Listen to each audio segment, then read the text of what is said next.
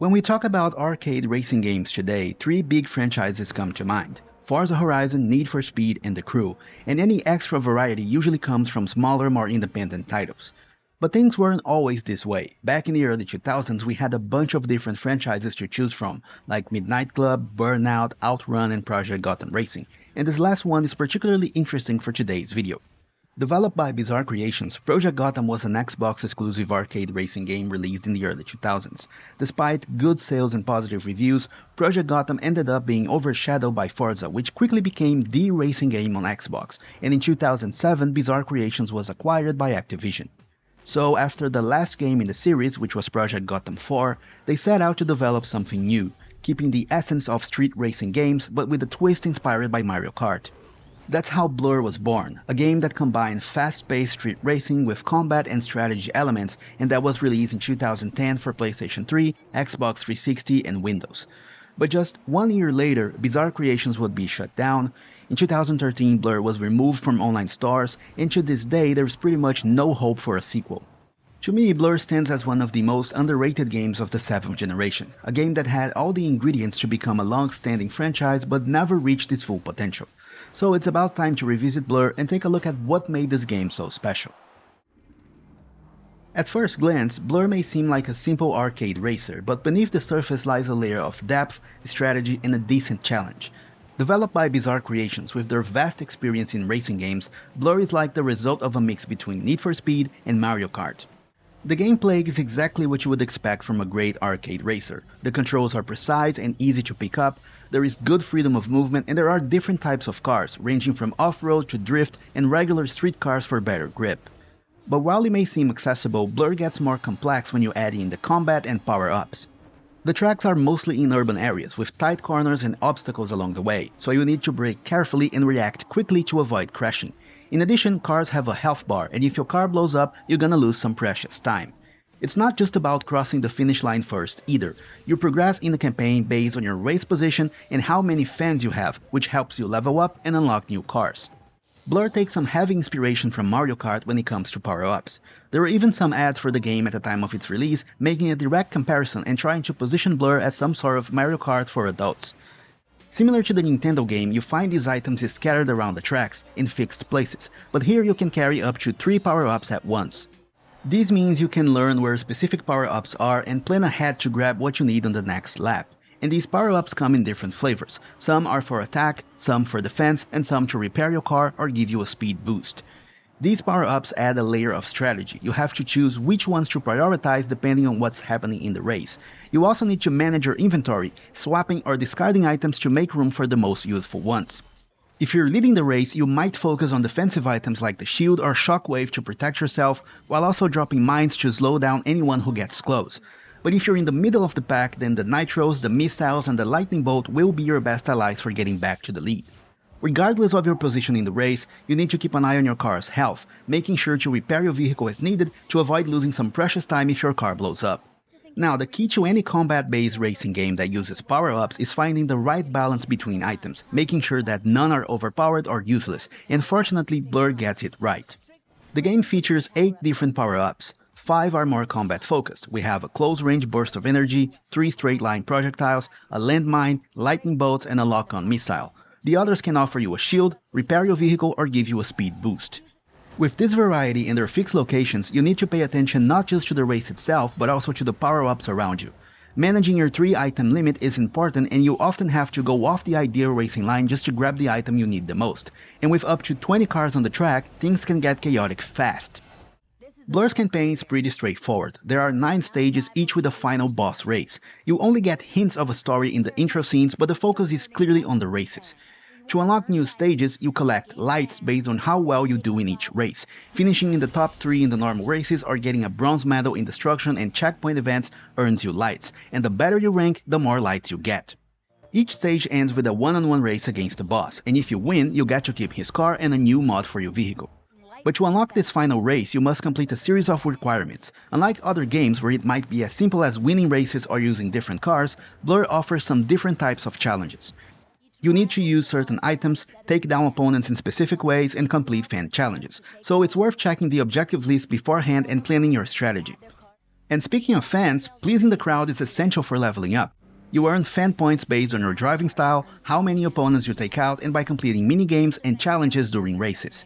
One such minigame is the Fan Portal, which appears like a power-up during races and triggers a series of checkpoints. Get through them all and you get a follower bonus at the end of the race. Aside from the minigames, there are also fan challenges, which are in-race objectives such as overtaking using a boost or hitting an opponent while drifting. The caveat is that those challenges must be completed within a short time limit. And you better get those fan points as they allow you to level up and unlock new cars. Often, you unlock a car as good as the bosses before you even face them. Unlike many racing games that mix combat with driving or feature a damage system, Blur stands out by using licensed cars. And this adds a unique style to the game, but there's a downside: licensing costs and expiration dates. It's only a matter of time before the game gets removed from online stores, which happened to Blur in 2013, just 3 years after it came out. But let's talk about the good stuff, the variety of cars. The game has 4 classes, from A to D, with cars that have different performance levels. Most are from American brands like Ford, Chevrolet, and Dodge, but there are also international names like Audi, BMW, Nissan, Toyota, and even Land Rover. The range of vehicle types is actually quite nice. You find supercars, muscle cars, sports sedans, pickup trucks, SUVs, and even some classics like the Corvette C3 and the Mustang. And if you want something a bit more unusual, there's also the Ford Transit Super Van. To make things easier, Blur organizes them into categories based on tuning and handling, including off-road, drift, balanced, and very drifty or very grippy. You unlock new cars by leveling up and winning one-on-one boss races. The issue here is that most of the tracks are in cities, so cars with higher grip tend to be the best choice.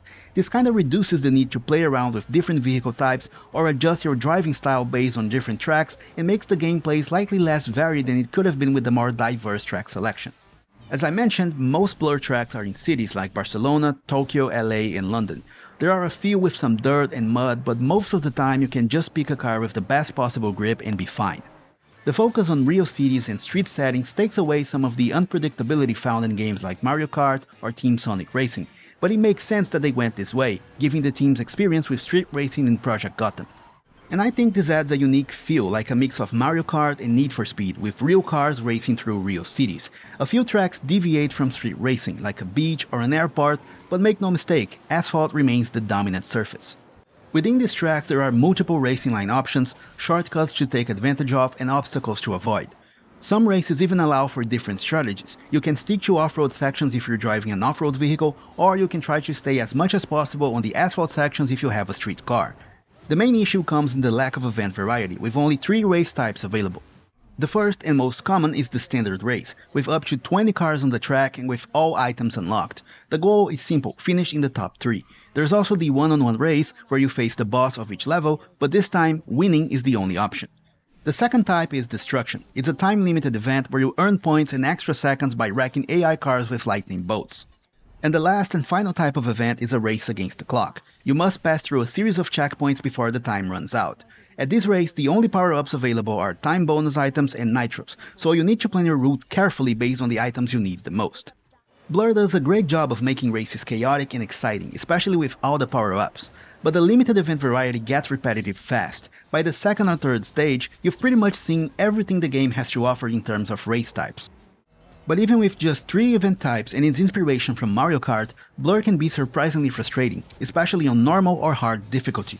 In interviews at the time, the development team mentioned their idea of creating a more energetic and action-packed game, where players always felt engaged and had chances to recover and overtake opponents, where the emphasis was on fun over just winning or losing.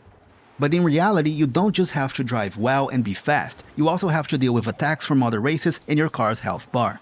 On higher difficulties, the AI opponents are not only faster but way more aggressive, and your car seems to be their main target. One of the most frustrating experiences is reaching the final lap with the victory line in sight, only to get hit by an attack and drop from first to fourth, forcing you to restart the whole race. And while Blur has 3 difficulty settings, easy, normal, and hard, there is a noticeable lack of balance. The normal setting feels more like a hard mode in many other games, while easy is almost too forgiving, to the point where you might lap some opponents. The gap between easy and normal leaves no comfortable middle ground, which can be a huge issue. Considering that most players tend to play on easy or normal, that's the last place you want to mess up the difficulty balance of a game. When it came out, Blur had a fantastic online mode, which was one of its best features. It lets you enjoy the fun gameplay without the sometimes frustrating AI. But after 14 years, I believe the official servers are long gone. But at least on PC and PS3, you can still play on custom servers, and there's an active community setting up races. Thankfully, this game has one feature that should be far more common in current games, a split-screen mode for up to 4 players. And whether you're racing against bots in preset events or creating custom races with just 2 cars, it's clear how fun this game is. In these moments, Blur shows its full potential, and we can only imagine how good any sequels could have been. But unfortunately, Blur's fun gameplay and positive reception didn't translate to the commercial success Activision had hoped for, and behind the scenes, they were getting impatient. In 2007, Bizarre Creations was acquired by Activision, with the goal of expanding its portfolio and entering new game categories with global appeal. The acquisition came with the promise that Bizarre Creations would retain its creative freedom. This deal marked the end of the Project Gotham Racing series, as the rights to that franchise were held by Microsoft, and Blur became Bizarre's first game under Activision, and in that same year they also released James Bond Bloodstone.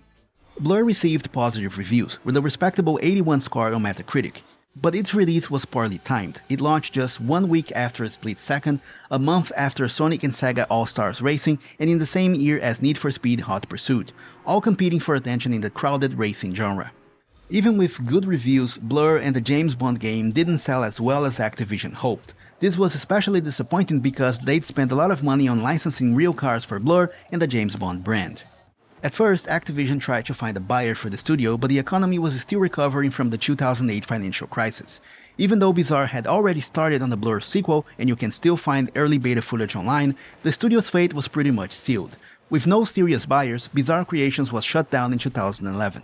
The final blow for Blur was the use of licensed cars. As those licenses expired, the game was removed from digital stores in 2013. We often throw around the terms forgotten gem or underrated game too easily, but in the case of Blur, we have a true example of a game that deserved a better fate. Revisiting it 14 years later, it's clear that this is a game with solid mechanics that has aged well. It's still super fun to play and offers something different from almost any other racing game today. I'm not saying that Blur is a perfect game, but the real tragedy lies in its wasted potential, especially with Bizarre Creations closing down. Blur is one of those games where a sequel could have fixed its problems and built on its strengths. With a little more patience from Activision, this could have been a long-running franchise. All we have to do is imagine a Blur 2 with a wider variety of environments, more diverse race types, and a better balanced difficulty. The foundation was already there, it just needs some fine-tuning.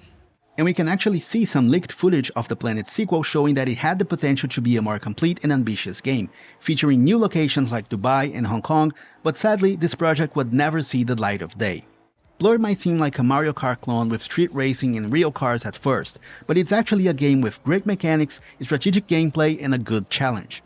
With licensed cars, well-designed city tracks, and a balanced power-up system, Blur shows the creativity and experimentation that was still happening in racing games back then. And let's not forget the split-screen mode, which still is a lot of fun today. But in the aftermath of a financial crisis, with a big investment in car license, potentially unrealistic expectations from Activision, limited event variety, and a crowded release window, Blur ultimately became just that, a blur in the racing game landscape instead of the lasting franchise it could have been.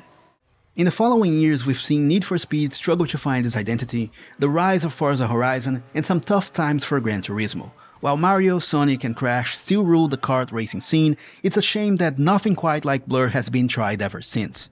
Thanks for watching, and if you enjoyed this video, hit that like button, leave a comment, and subscribe for more. Have a great day, and I'll see you in the next video.